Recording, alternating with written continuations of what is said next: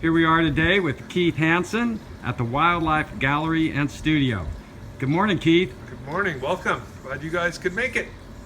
You've entered my realm, the Wildlife Gallery and Studio, and as the name suggests, it's both a gallery where people can come and view the artwork that I've portrayed, and it's also a studio where I do all of my illustrating. Tell me, what's going on in the bird world these days? Well, all the bird watchers are getting fired up because all the excitement's about to begin. We all kind of look forward to fall migration. Of course, we have spring migration in April, May, and June, but fall, is so much more abundant with birds because all of the chicks, the newly hatched birds, are going to be migrating. And so at this time of year, bird watchers and the birds are getting really fired up to make their migration to points further south. So have you been hearing of any unusual sightings for any particular reason this year? Well, it's interesting that you should ask that because usually the more unusual species, because they're lost and unusual, they usually take longer to arrive here, but, meaning late September, early October. But there has been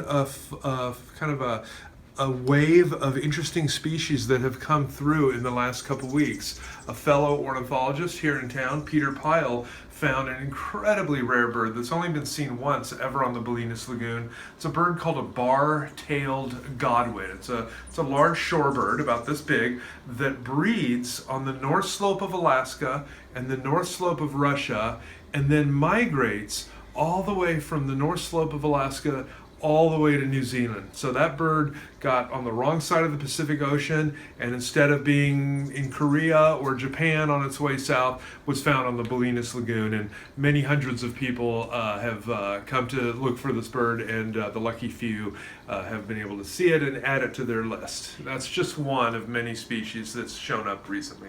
Keith, how do these birds get disoriented?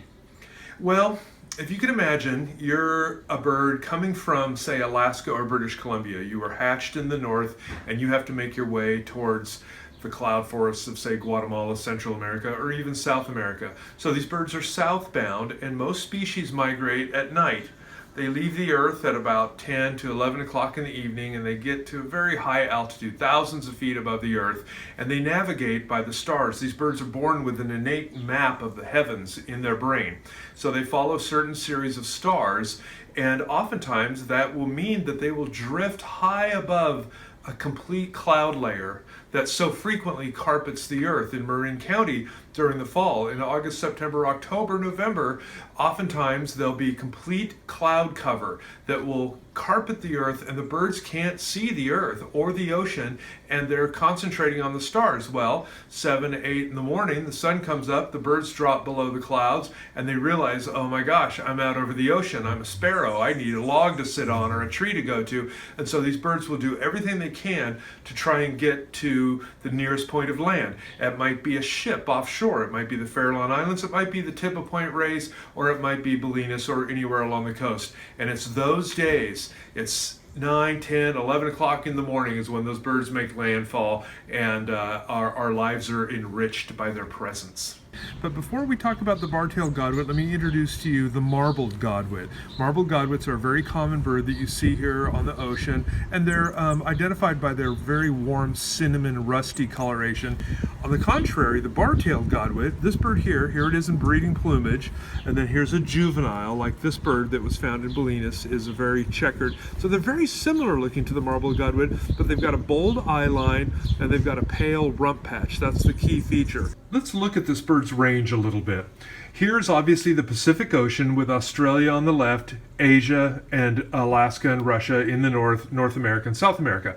The bar-tailed godwit spends the winter in New Zealand and Australia, mostly northern New Zealand.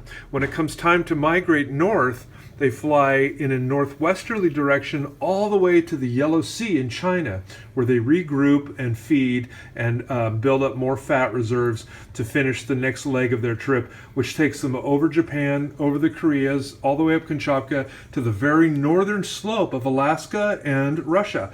The birds then breed there, make their nest, raise their chicks, and a few years ago, a Point Reyes Bird Observatory biologist, with the help of a radio transmitter, recorded the migration of a bar-tailed godwit that flew from here in the Aleutians 7 days straight, non-stop, 7 days flight back to New Zealand.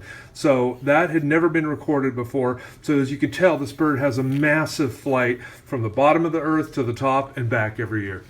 That sounds like a truly miraculous journey, and must be kind of a miracle that the bird can have enough energy and stamina to go such a distance. That must have even impressed you. Well, let me tell you, when they leave New Zealand, they're probably bloated like a big fat pig, and they can probably hardly even fly. They're so fat. And by the time they get to China, they're probably so tapped out and skinny and emaciated, and have probably burnt most, if not all, of their fat reserves. And if they don't make landfall by then, they'll even start to burn muscle tissue and stuff. So they really need to get to land to feed, to build up all those fat reserves.